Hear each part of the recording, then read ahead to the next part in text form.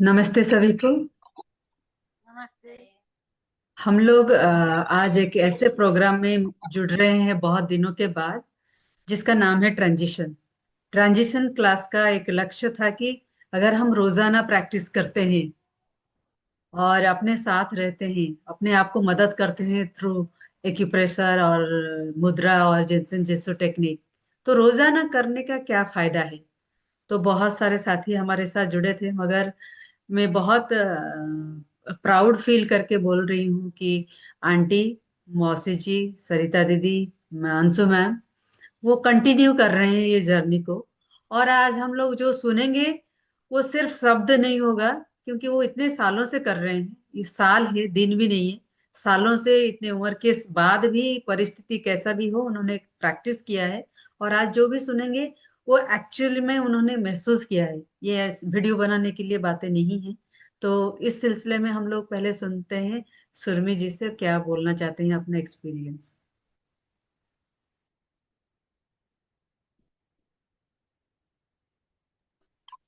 नमस्ते। Thank you.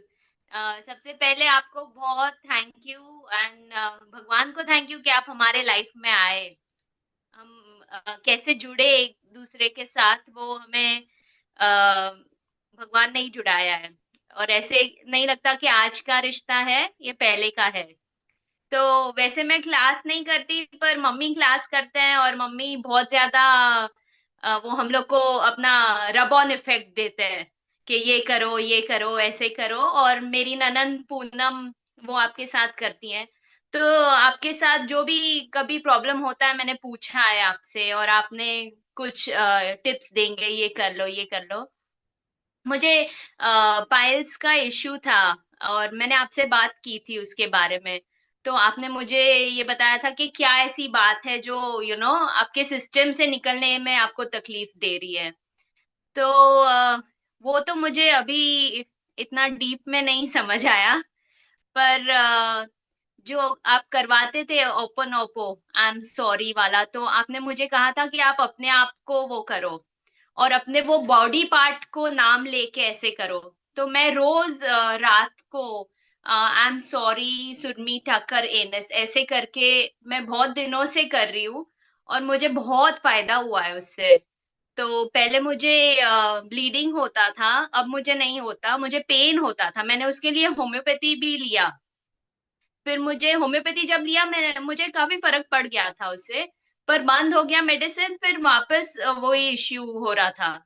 फिर मैंने वापस ये शुरू की, तब मैंने ये आई एम सॉरी वाला शुरू किया एंड मुझे बहुत हेल्प किया। सो थैंक यू दीदी।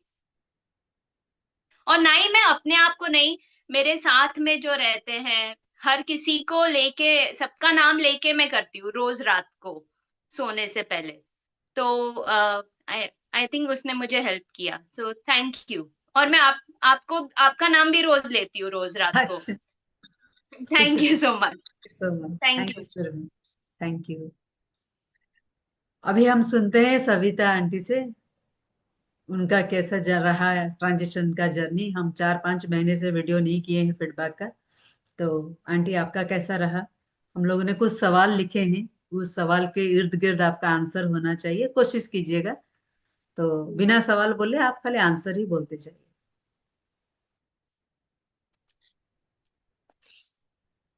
बिना सवाल बोले नहीं। नमस्ते, प्रणाम आपको मैम। जय जलाराम। सबको नमस्ते। प्रश्न प्रश्न तो बोलना होगा ने। बोलिए आंटी, बोल के बोलिए। जी। क्लास करना और नहीं करने में क्या अंतर है। ट्रांजिशन क्लास के सेल्फ फीलिंग मैम के साथ जब से जुड़ी हूँ ये अभ्यास के लिए, तब अपने पहले जब तबीयत ठीक नहीं रहती थी तो दवाई से तबीयत ठीक करनी पड़ती थी। और जब से फिर आपसे जुड़ी हूँ, कहीं से भी आपका नंबर मिला, सुरमि ने भी मदद की आपसे मिलने के लिए। तब से ने जो अभ्यास में कर रही हूँ उसी से ने वही अभ्यास से अपने आप को स्वस्थ रख सकते हैं हम, बिना दवाई के। और ये अभ्यास ऐसा है, शारीरिक, मानसिक, बौद्धिक तीनों स्तर में आपको लाभ मिलता है। मुझे लाभ मिला है, मेरा आत्मविश्वास पहले से बढ़ा है।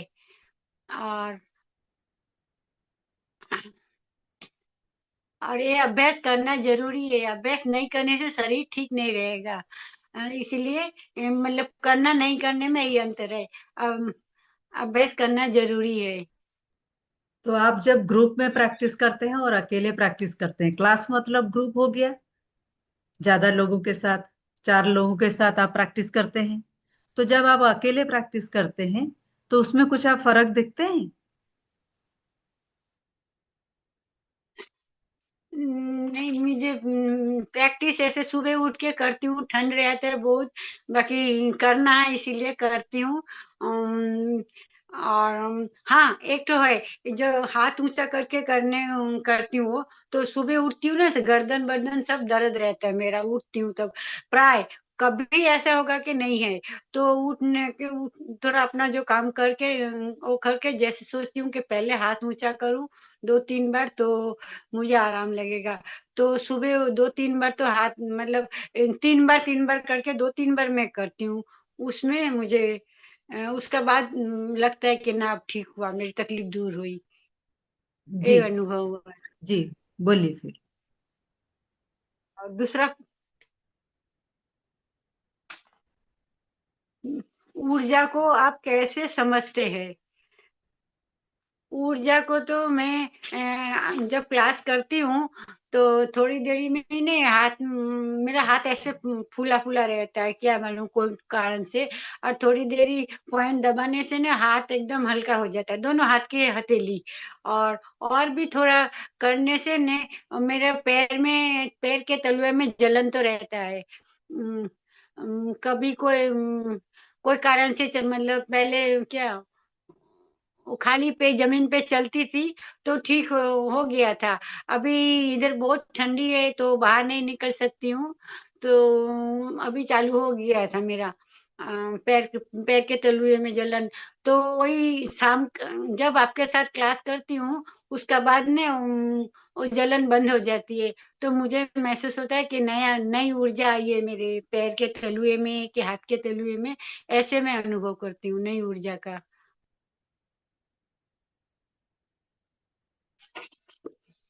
अब और तीसरा, मन मन की मन की सुधरते हुए महसूस करना शुरू हुआ क्या?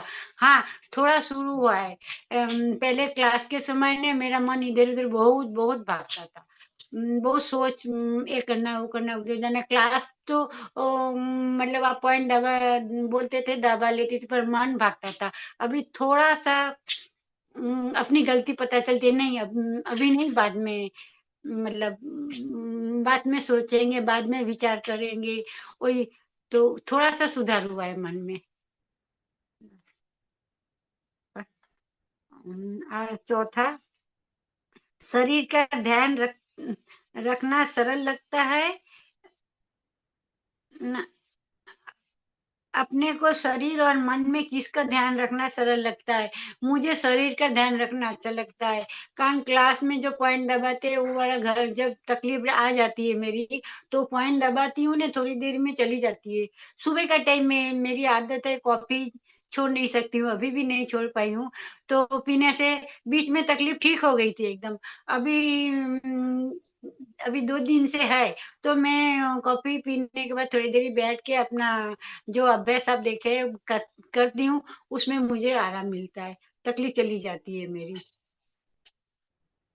और ये शरीर से शरीर का ध्यान ज्यादा आता है।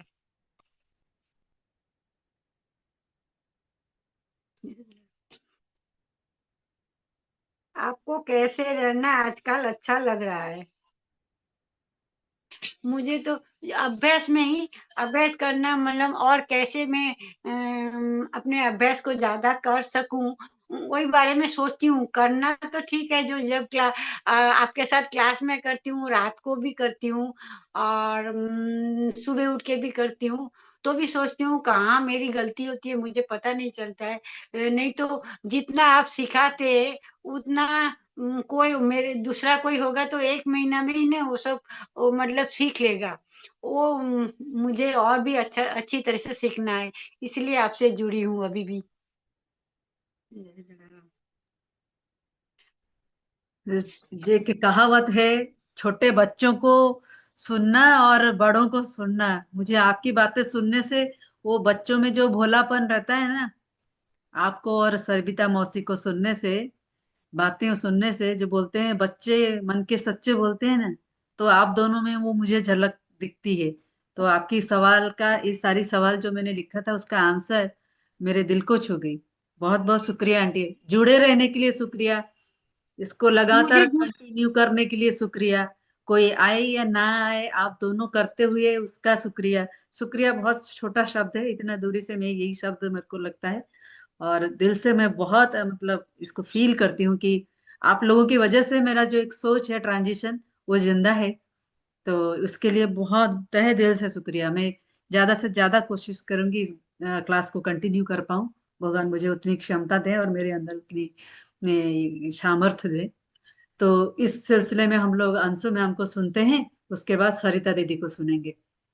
मैं जी। पा नहीं नहीं, भगवान का खूब खूब खूब आभार जो आपसे मिला दिए मुझे। आरती आरती के बाद सुरमी आपसे मिला है, तो उसके लिए वो लोग उनका तो आभार, भगवान का आभार। और आप मेरे पीछे बहुत मेहनत करते हैं, मुझे पता है। मैं इतना नहीं करती हूँ, आप इतना करते हैं मेरे लिए। क्या आंटी कितना समझाते हैं, थोड़ा बार बार आपको परेशान करती हूँ। तो भगवान आपको सदा खुश रखे, सुखी रखे। जय जलाराम। जय जय। अंशु मैम को सुनते हैं। दीदी आप भी तैयार हो जाइए। प्रणाम सभी को। मेरा नाम मंशु है। मैं इस ट्रांजिशन क्लास की, मुझे लगता है, सबसे इरेगुलर हूँ।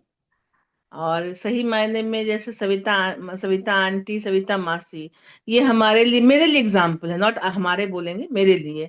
और सही सही बताऊं आंटी और मासी जी, आज एक मतलब कन्फेस करना चाहती हूँ, मैं आप लोग के चलते फिर वापस आई हूँ उस क्लास में। क्योंकि बहुत सारी चीजें ऐसी होती है ना लाइफ में, मतलब हम लोग तभी थोड़े से मिडवे में हैं, घर की परिस्थिति होती है, घर का अपना जिम्मेदारी होता है, उसमें इतना उलझ के इंसान रह जाता है कि शायद मैं वापस नहीं आती। लेकिन आपको और मौसी जी को जब देखती हूँ ना, तो लगता है कि नहीं, ऐसे कैसे हो सकता है। जब आप लोग आ सकते हैं तो हमको आना है, आप लोगों के लिए आना है। मैम ने कहा ना कि आप लोगों के चलते क्लास कंटिन्यू करेंगी, और मैं भी यही सोचती हूँ कि नहीं, आप लोग इतने सिंसियर हैं, क्यों नहीं आपके साथ कुछ सिंसियरिटी का कुछ अंश हम भी सीख लें। इसलिए मैं ज्वाइन करती हूँ क्लास। अब अंतर क्या है क्लास करने में और नहीं करने में, मुझसे ज्यादा अंतर कोई नहीं बता सकता है, क्योंकि मैं बहुत रेगुलर रही हुई हूँ। और पहले मैं 3 साढ़े 3 साल पहले जब ये जर्नी हमारी शुरू हुई थी, तो मैं डिफरेंट पर्सनालिटी थी, बहुत बहुत हाइपर थी, बहुत चंचल थी, ठहराव नहीं था मेरे में। फिर मैंने क्लास किया तो अपने आप नई नई अंशु मिली मुझे। नई अंशु को मैंने खोजा, मैंने उससे मेरी मुलाकात हुई उससे। जब से फिर क्लास छोड़ दिया, फिर वही चिड़चिड़ापन, वही लो फील करना, सब मेरे में वापस आ रहा है, जो कि एक बहुत गलत चीज है। मैं मानती हूँ इस चीज को, और मैं अब क्लास ज्वाइन करके मैं फिर इसको ले आऊंगी लाइन पे, इतना तो मुझे पता है। तो ये बहुत बड़ा अंतर है कि आप बहुत लो फील करते हैं, लॉस्ट फील करते हैं, लगता है कि आपका कॉन्फिडेंस खो गया है, आपसे कुछ नहीं हो पाएगा, सब जो हो रहा है अपने जिंदगी में वो खराब ही हो रहा है। नेगेटिविटी बहुत बढ़ जाती है इस क्लास को ना करने से, और करने से यही पॉजिटिविटी आ जाती है। यस, हमसे हो जाएगा, हम कर सकते हैं। ये सबसे बड़ी चीज है इस क्लास का अंतर, करने और ना करने में। To be positive, to be confident. दूसरा है कि ऊर्जा को आप कैसे समझते हैं। पहले सच बताऊं मैम, कि ऊर्जा को मैं समझती नहीं थी। जब आप कहती थी कि ऐसे होने से बहुत आप फील करो होगा, लेकिन मुझे समझ ही नहीं था क्या होगा। लेकिन अब जब से मैं वापस आई हूँ, आपने जो भी पॉइंट दबाने के लिए कहा था, छोटी छोटी उंगली का, मैं दबाती तुरंत मुझे स्वेटिंग होती है। तो आई कैन फील कि वहां ऊर्जा की कमी है, और वो प्रवाह कर रहा है मेरे अंदर। जब आंख बंद करती हूँ, कभी सेंटर फ्लो करती हूँ, तो मुझे लगता है कि कुछ एक रोशनी टाइप की मुझे फील होती है, कि कोई रोशनी आ रही है, कुछ है जो कि हमको या संभाले हुआ है, समेटे हुआ है। तो ऊर्जा को मैं ऐसे फील करती हूँ मैम, अब फील करती हूँ बिल्कुल। मन, जब से मैंने ये करना शुरू किया, मन बहुत सुधरा है, बहुत काम हो जाती हूँ। कोई भी डिसीजन लेने में पहले बहुत तुरंत डिसीजन लेती थी, अब है कि सोचती हूँ कि ऐसा अगर करूंगी तो क्या उसका रिpercussion, क्या उसका परिणाम हो सकता है या दुष्परिणाम हो सकता है। पहले नहीं सोचती थी ये चीज, पहले जो करना है कर डालो, सोचने की जरूरत नहीं थी, अरे जो होगा देखा जाएगा। लेकिन अब है कि नहीं, इसका परिणाम क्या होगा, इसका दुष्परिणाम क्या होगा, अब कौन बेटर है, ये एक तरह से ये तौलने की मुझ में क्षमता आ गई है।